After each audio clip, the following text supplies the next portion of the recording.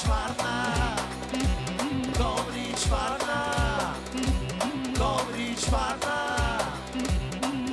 güzel bir anonsta bulunacağım. Allah'ın izniyle 2027 birinci ay Yanvar'ın 29'unda Köln'de çok güzel bir yaz günü partimiz var. Düğün sahiplerimiz Seykan, Belekso yengemiz ve prensesamız Seyran prensesamızın doğum gününe yaz gününe sizleri bekliyoruz. Orkestro, benim orkestro Gamze olacak burada ve çok daha sürprizlerle dolu olacak bu doğum günü partisi arkadaşlar.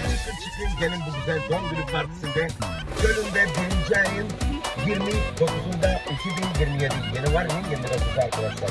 Görüşmek üzere. Здравейте, уважаеми приятели, от мен водещият работът на народа.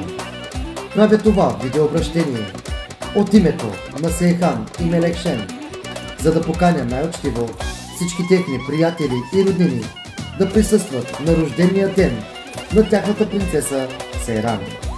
Уважаеми гости, грандиозното пишно тържество ще се състои на 29 януари 2027 година в град Кьолн, ресторант Шато де Лукс.